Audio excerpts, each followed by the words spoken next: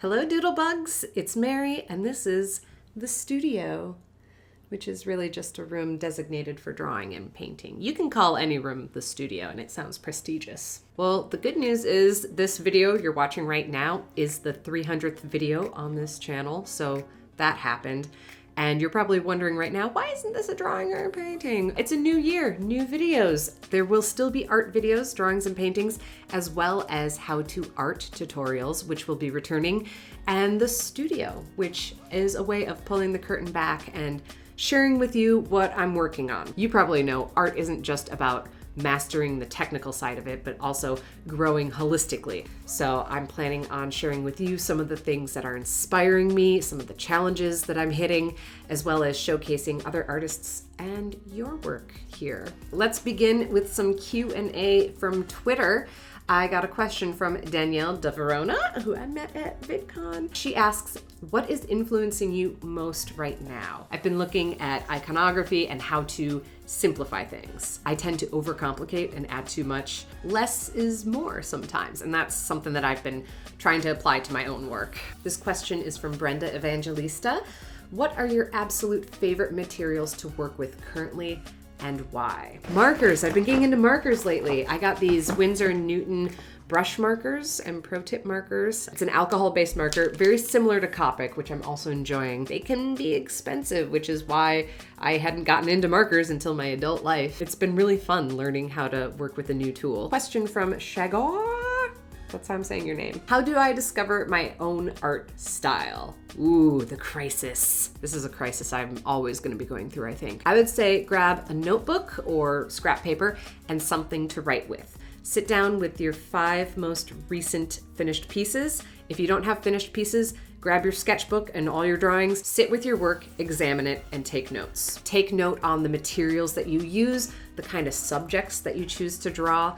Are you working from life? Are you working from photos? Are you doing made-up characters or cartoons? Also, think up descriptive words that describe your art. Light, pastel, bright, dark, brooding, emo, sharp, edgy, flowing, playful, political, any word that describes what it is that you're making. Write that down. So once you've examined your work and you have these notes on descriptions, you might recognize some patterns showing up in all your stuff. Or maybe you don't. Maybe your work is all across the board. Actually, I find it's even more insightful to get a third-party opinion on your work.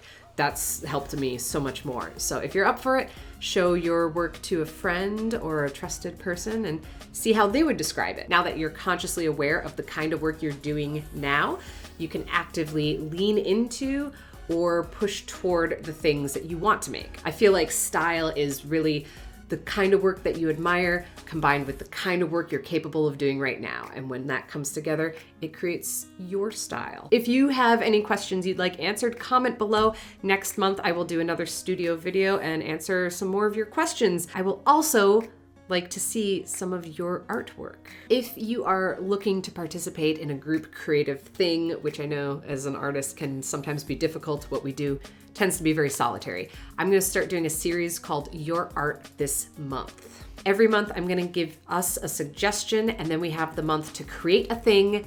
And if you so choose, you can post it online and it will be featured in an upcoming video. You can use whatever materials you like. You can be as literal or as abstract with the subject. For example, if the topic was cat, you could actually draw or paint cats, or you could draw or paint someone who looks like they own cats, or you could do something abstract like the texture of cat-like fur, anything. So the suggestion, the theme for this month is adventure.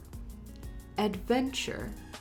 Adventure. The theme is adventure. We have until February 28th to finish our pieces. That's the deadline. If you want to submit your work to possibly be featured in a future video, you can post it to my Twitter, Instagram, or Facebook.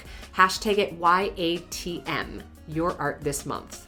And I will go through those and feature select pieces. This isn't about judging or grading art. I'd like to see what many, many creative minds do with one theme or topic. And if you're having trouble starting pieces or finishing pieces, or just not knowing what to do. Hopefully this will be a way to get us all thinking and making stuff. As always, if you have questions or thoughts, comment below. I love hearing from you. There's a lot of stuff going on. Instagram, I'm doing daily doodles, so if you can't get enough artwork, go there. It's happening every day. Twitter is the best way to get a hold of me directly and get announcements and news.